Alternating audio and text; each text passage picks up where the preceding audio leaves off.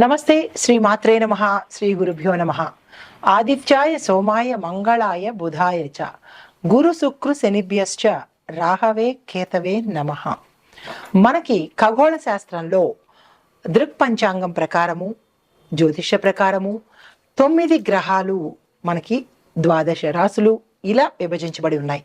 అయితే ఒక్కొక్క గ్రహానికి ఒక్కొక్క ప్రత్యేకత, ఒక్కొక్క విశిష్టత, వాళ్ళిచ్చే ఫలాలు పరిహారాలు ఎలా ఉంటాయి అనేది ఒక అంశమైతే, ఒక్కొక్క గ్రహానికి శని గ్రహానికి రాహుకేతువులకి కుజుడికి రవికి చంద్రుడికి ఇలా వారి వారి యొక్క ప్రత్యేకతలు వారివి అయినప్పుడు వారు ఈ రాసుల మీదకి పరిగణలోకి తిరుగుతున్నప్పుడు ఉదాహరణకి కుజుడు ఇప్పుడు మిథున రాశిలోకి వస్తున్నాడు అంటే ఆయన యొక్క ఫలితాలు ఒక్కొక్క రాశిలో ఎలా ఉంటాయి, ఇది కామన్. ప్రతిసారి మనకి ఖగోళంలో ఈ మార్పు చేర్పులు జరుగుతూ ఉంటాయి, తిరుగుతూ ఉంటారు.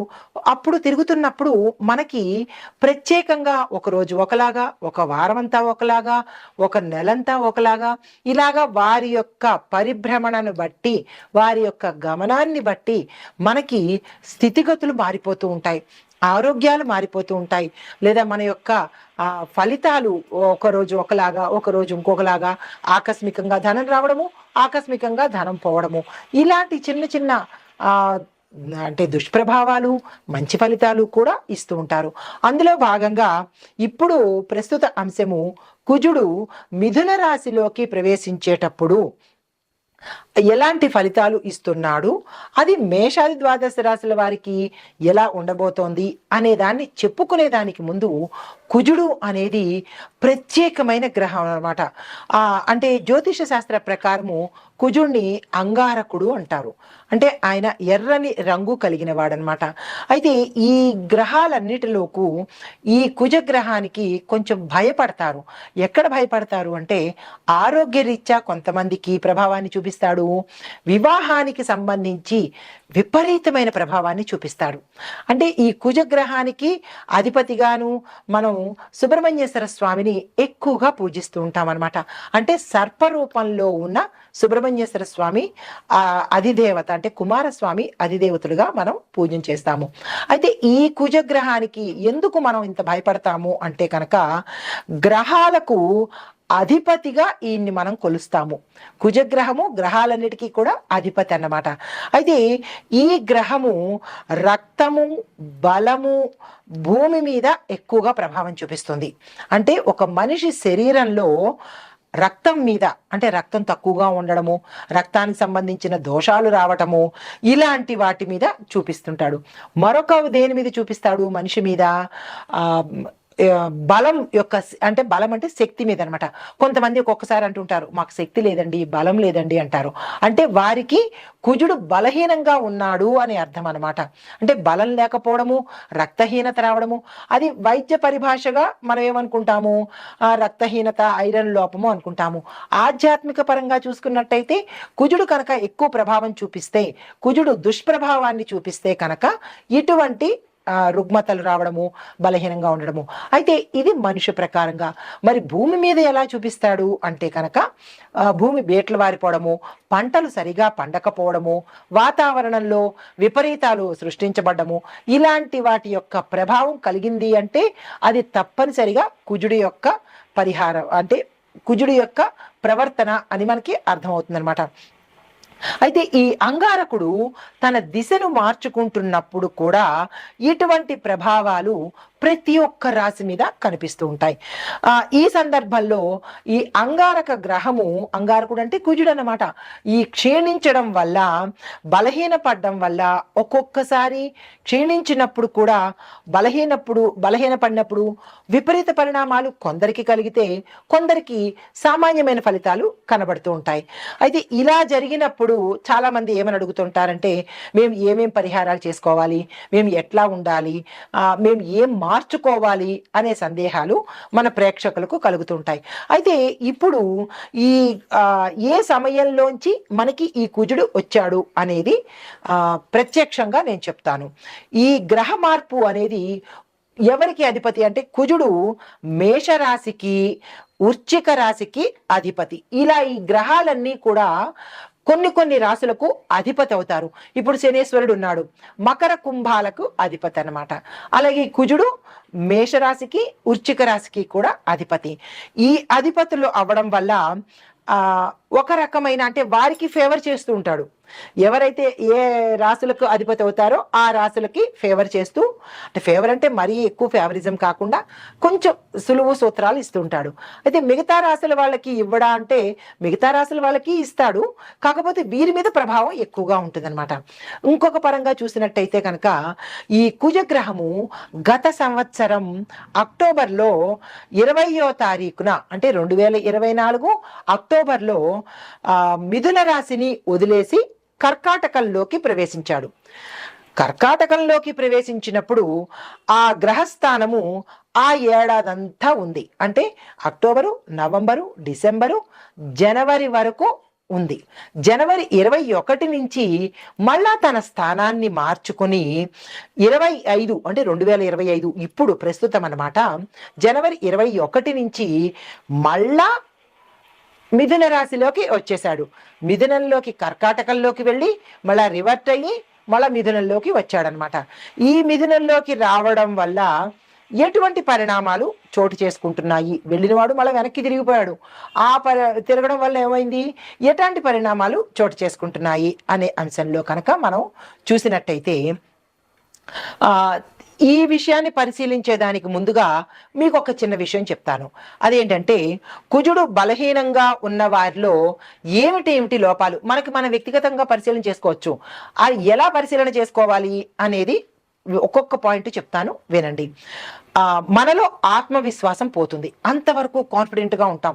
ఎస్, నేను ఏదైనా చేయగలను అని కాన్ఫిడెన్స్ ఉంటుంది. ఎప్పుడైతే కుజుడు బలహీనపడ్డాడో అప్పటి వరకు బాగున్న వాళ్ళు ఏమంటారు, నేను ఈ పని చేయలేను, నేను చాలా బలహీనంగా ఉన్నాను, నాకు అసలు బాగోలేదు, నేను చేయగలనా అని ఒక నిరాశలోకి వెళ్ళిపోతారనమాట. అప్పుడు మనం ఏం గ్రహించుకోవాలి, ఓహో కుజుడు బలహీనపడ్డాడు అని ఒక చిన్న ఇండికేషన్ అనమాట. దీనితో పాటుగా ఏమిటి, తొందరగా అనారోగ్యం పాలైపోతారు. రెండో పాయింట్, ఫ్రీక్వెంట్గా హెల్త్ ఇష్యూస్ వస్తుంటాయి, జలుబు, దగ్గులు, ఇలా ఏవేవో హెల్త్ ఇష్యూస్ వస్తుంటాయి. అలాంటప్పుడు కూడా మనం ఏం గమనించుకోవాలి, కుజుడు బలహీనపడ్డాడు అనే అంశాన్ని పరిశీలన చేసుకోవాలి. మూడో పాయింట్ ఏంటంటే ఏ నిర్ణయాలు తీసుకోవాలన్నా తటపటాయిస్తుంటారు. అది ఎవరైనా విద్యార్థులు కావచ్చు, ఎవరైనా మనిషి ఏదైనా నిర్ణయం తీసుకోవడానికి పదే పదే ఆలోచిస్తుంటాడు. మనం కూడా ఏమనుకుంటుంటాం, ఇది చెయ్యాలా వద్దా, వద్దులే అని కాసేపు, లేదు తప్పనిసరిగా చెయ్యాలి అని మరుక్షణం అనుకుంటాం, మళ్ళా ఏమంటారు, వద్దులే అని డైలమాలో సందిగ్ధంలో పడతారు. అలాంటప్పుడు మనం ఏమనుకోవాలి, ఇది ప్రతి ఒక్కళ్ళకి ప్రతి జీవితంలోనూ అనుభవంలోకి వచ్చిందే, కావాలంటే మీరు చెక్ చేసుకోండి. అప్పుడు మనం ఏమనుకోవాలి, కుజుడు మనకి బలహీనపడ్డాడు అని మనం వెంటనే గుర్తు తెచ్చుకోవచ్చు. ఇది మూడో పాయింట్.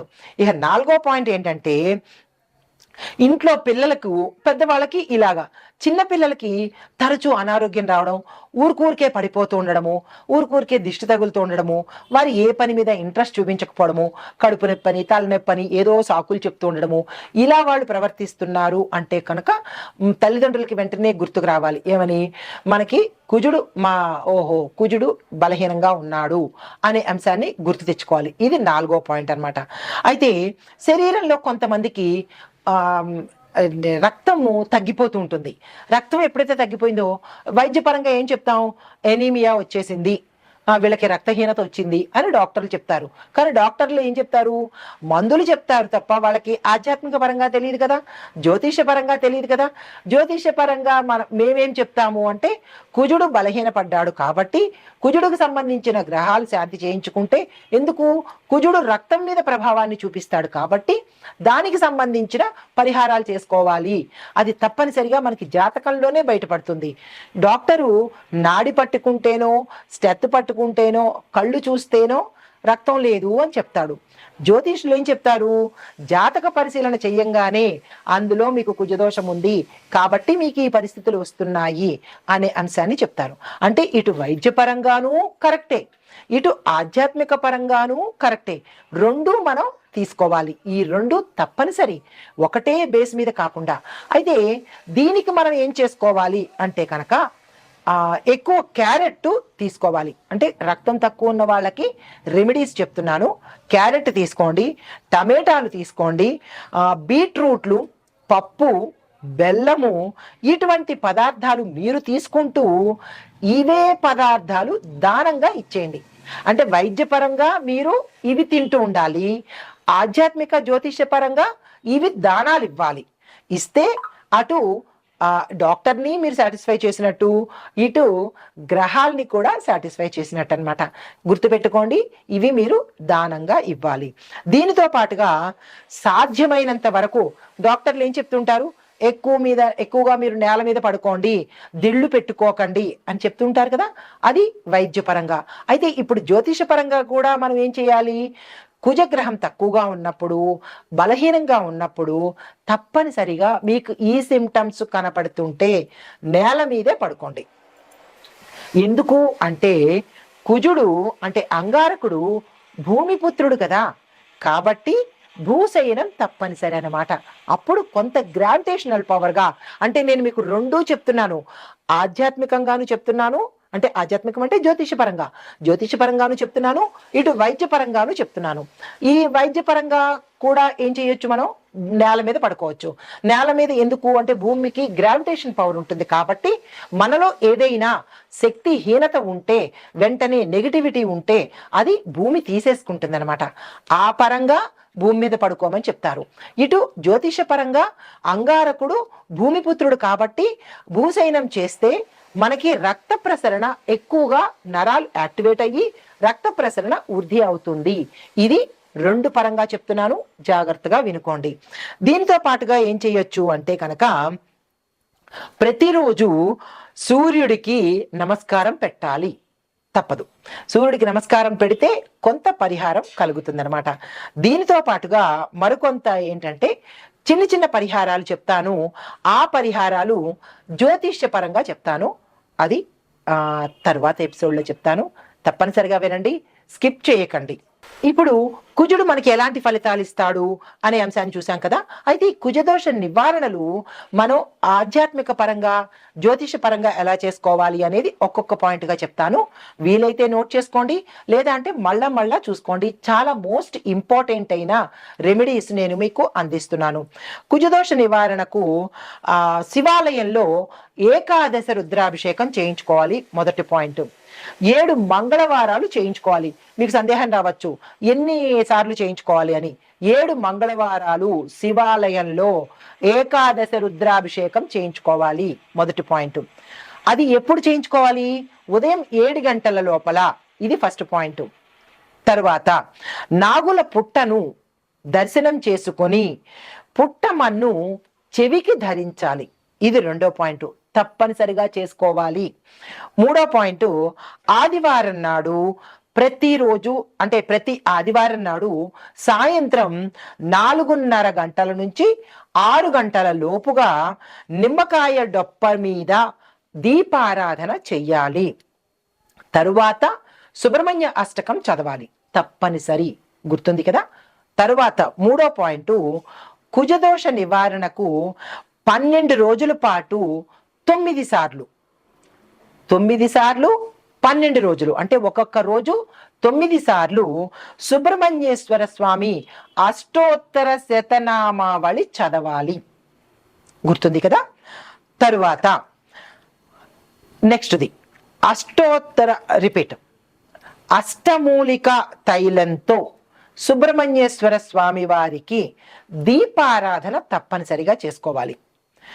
శని, ఆది, సోమ వారాల్లో రాహుకాల సమయంలో మాత్రమే ఈ పనులు చేసుకోవాలి.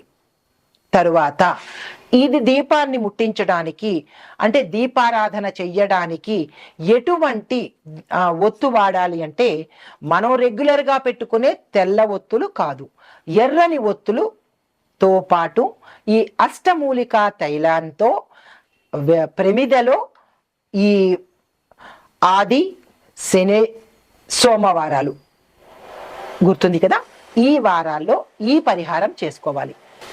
మరి ఒక పరిహారము శని, ఆది, సోమవారాల్లో అష్టమూలికా తైలంతో సుబ్రహ్మణ్యేశ్వర స్వామి వారికి మట్టి ప్రమిదలో ఎర్రని ఒత్తు వేసి దీపారాధన చేసుకోవాలి. ఎరుపు రంగు కుజుడికి ప్రతీక కాబట్టి, ఇష్టపడతాడు కాబట్టి ఆ పరిహారం తప్పనిసరిగా చేసుకోండి. తరువాత సుబ్రహ్మణ్యేశ్వర స్వామి కరావలంబ స్తోత్రము 11 రోజుల పాటు 80 సార్లు చదవాలి. ఇందులో ఎటువంటి డిస్కౌంట్లు లేవు, ఎటువంటి అమెండ్మెంట్స్ లేవు. మళ్ళా చెప్తున్నాను, కుజగ్రహము చాలా తీవ్రమైన పరిణామాలు ఇస్తాడు కాబట్టి చాలా జాగ్రత్తగా దగ్గర పెట్టుకొని మళ్ళా రాసుకునో లేకపోతే మళ్ళా చూసో ఈ పరిహారాలు ప్రతి ఒక్కరూ కుజదోషం ఉన్నవాళ్ళు, అందులో ఇప్పుడు నేను చెప్పబోయే ప్రతి రాసుల్లో ఉన్న వాళ్ళు కూడా ఈ పరిహారం చెయ్యాలి.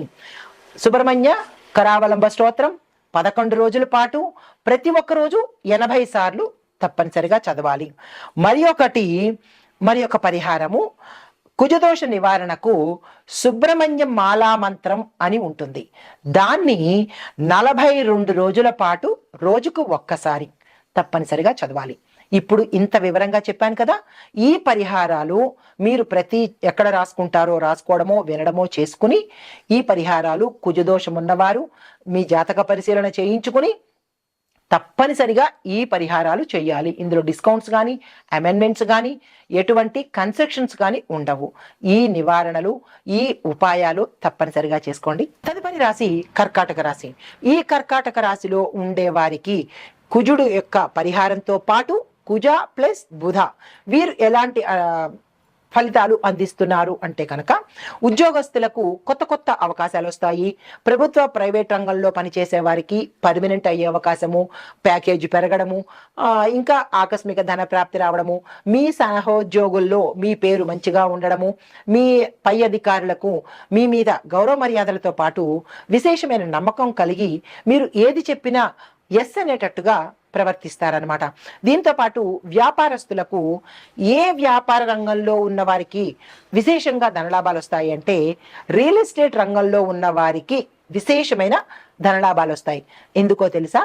ఈ కుజుడు అంటే అంగారకుడు భూమికి సంబంధించిన వాడు అని ఇందాక చెప్పాను కదా, అందుకని ఈ సమయంలో రియల్ ఎస్టేట్ వ్యాపారులకు నక్కం తొక్కినట్టే అనమాట. బంపర్ డ్రా, ఫలితాల మీద ఫలితాలు, విపరీతమైన లాభాలు రావడము, మీ వెంచర్స్ విశేషంగా అమ్ముడుపోవడము.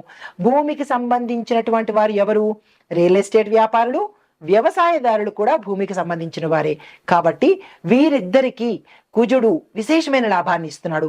అధికంగా పంటలు పండడము, మీ పంటకు ధర ఎక్కువగా పలకడము. రియల్ ఎస్టేట్ వ్యాపారులకు మీరు క్షేత్రాలు అంటే భూమిని కొంటూ ఉంటారు, వెంచర్లు వేస్తూ ఉంటారు, అవి అలా హాట్ కేకుల్లాగా అమ్ముడైపోతూ ఉంటాయన్నమాట. కాబట్టి కుజుడు మీకు చాలా మంచి చేస్తున్నాడు. కాబట్టి రియల్ ఎస్టేట్ వ్యాపారులు, వ్యవసాయదారులు మరి గ్రాటిట్యూడ్ తెలుపుకోవాలి కదా, కుజుడికి థ్యాంక్స్ చెప్పాలి కదా. దాని నిమిత్తంగా కుజుడికి సంబంధించినటువంటి పూజలు చేయండి, కుజుడికి సంబంధించినటువంటి దానాలు చేసుకోండి. మరింత వృద్ధి అయ్యే అవకాశము వీరిద్దరికీ కనబడుతోంది. మరి మిగతా రంగాల్లో ఉన్న వాళ్ళకి మరి కొంచెం ఫలితాలు తారుమారు అవుతున్నాయి కాబట్టి మీరు పరిహారాలు తప్పనిసరిగా చేయండి. వీళ్ళిద్దరూ గ్రాటిట్యూడ్ తెలుపుకుంటారు, మీరు పరిహారాలు తప్పనిసరిగా చేసి స్వామిని ప్రసన్నం చేసుకోవడానికి ప్రయత్నం చేయండి. తర్వాత ఆరోగ్యపరంగా చూసుకున్నట్టయితే కనుక గ్యాస్ట్రిక్ సమస్యలు తీవ్రతరం అయ్యి అవి హార్ట్ దాకా వెళ్లే అవకాశం కనబడుతోంది. తగు జాగ్రత్తలు తప్పనిసరిగా తీసుకోండి. దీనితో పాటు స్ట్రెస్ ఎక్కువయ్యి బ్రెయిన్కు వెళ్లే అవకాశంతో పాటుగా మరికొంతమందికి బ్లడ్ లాస్ అయ్యే అవకాశం ఉంది. తగు జాగ్రత్తలు తప్పనిసరిగా తీసుకోండి. ఇటు వైద్యపరంగాను ఇటు జ్యోతిష పరంగాను తప్పనిసరిగా తీసుకోండి. మీకు చెప్పదగిన పరిహారాలు కుజుడు యొక్క బీజ మంత్రాన్ని తప్పనిసరిగా మీరు మంత్రం చెయ్యాల్సిందే. కుజుడి బీజ మంత్రము మీకు తెలుస్తుంది, మీ పంతులు గారిని ఎవరినైనా అడగండి. కుజుడి బీజ మంత్రాన్ని తప్పనిసరిగా చేసుకోండి. అది దానితో పాటుగా మీరు రక్తదానం చేసినట్టయితే కనుక విశేషమైన ఫలితము కనపడుతుంది. ఎందుకు అంటే రక్తానికి ఆ స్వామి అధిపతి కాబట్టి, అధిపతి అంటే ఏంటంటే ఆయన దాని మీద ప్రభావం చూపిస్తాడు కాబట్టి మీరు రక్తదానం తప్పనిసరిగా చేసుకోండి. ఈ పరిహారాలు చేసుకుని ఆ స్వామి యొక్క అనుగ్రహాన్ని తప్పనిసరిగా పొందండి. ఇందులో మరొక విశేషం ఏంటంటే వివాహం కాని వారికి పిల్లలు కలగని వారికి కూడా ఇవే ఫలితాలు వర్తిస్తాయి. సంబంధాలు రావడం పోవడము, పిల్లలు పుట్టడం పోవడము, కొంతమందికి పిల్లలు పుట్టకపోవడము, ఇలాంటి విపరీత పరిణామాలు ఉన్నవారు తప్పనిసరిగా కుజదోష నివారణ చేయించుకోండి. వివాహం కాని వారు కుజదోషం ఉన్నవారికి కూడా కుజదోషం ఉన్నవారినే వివాహం పొంతన చూసుకోండి. లేదా కుజదోషం ఉన్నవారిని వేరే వాళ్ళకి కనుక ఇచ్చి పెళ్లి చేస్తే కొంతమందికి ఇబ్బందులు కలిగే అవకాశం ఉంటుంది. ఆ ఇబ్బందులు ఏమిటి అనేది మీ జ్యోతిష పండితులు చెప్తారనమాట. ఇవి ఈ రాశి వారికి దృక్పంచాంగం ప్రకారము జ్యోతిషపరంగా గోచార రీత్యా చెప్పే ఫలితాలు, పరిహారాలు. నమస్తే. ఇప్పుడు కుజగ్రహము మిథున రాశిలోకి ప్రవేశించడం వల్ల మొత్తం మీద ఒక్కొక్కరికి ఎలా ఉండబోతోంది అంటే అన్ని గ్రహాలు, అన్ని రాశుల వాళ్ళకి ఉద్యోగస్తులకు ఒత్తిడి పెరుగుతుంది, కానీ కొత్త అవకాశాలు వస్తాయి. వ్యాపారస్తులకు పెట్టుబడుల్లోనూ మంచి అవకాశాలు వస్తాయి. కొన్ని వ్యాపారాలు నష్టాల్లోకి వెడతాయి. ఆరోగ్యపరంగా చూసినట్టయితే శస్త్రచికిత్సలు జరగడము, హృదయానికి, లంగ్స్కి, తర్వాత జీర్ణ వ్యవస్థకు, ఇలా మేజర్ పార్ట్లకు ఇబ్బంది కలిగే అవకాశం ఉంది. అది జాగ్రత్తలు తీసుకోండి. కుటుంబ పరంగా ఒత్తిడులు, విడిపోవడాలు, ఇలాంటి సమస్యలు కనబడుతున్నాయి. అవి జాగ్రత్తలు తీసుకోండి. అయితే ముఖ్యమైన పరిహారాలు ఓవరాల్గా చెప్పదగినది ఏంటంటే హనుమాన్ చాలీసా ప్రతి ఒక్కళ్ళు 3 సార్లు చదవవలసిందే. తరువాత రక్తదానం తప్పనిసరిగా చేయాల్సిందే. ఎర్రని వస్త్రధారణ ప్రతి మంగళవారము ధరించవలసిందే. గోపూజ, శివపూజ తప్పనిసరిగా చేయవలసిందే. ఇవి ఓవరాల్గా ఈ పరిహారాలు కుజ ప్రభావ సంబంధిత దోషాలు ఉన్నవాళ్ళు తప్పనిసరిగా చేయించుకోవాలి. ఇది మరీ చెప్తున్నాను. ఆ దిశగా మీరు ప్రయత్నం చేయండి. నమస్తే.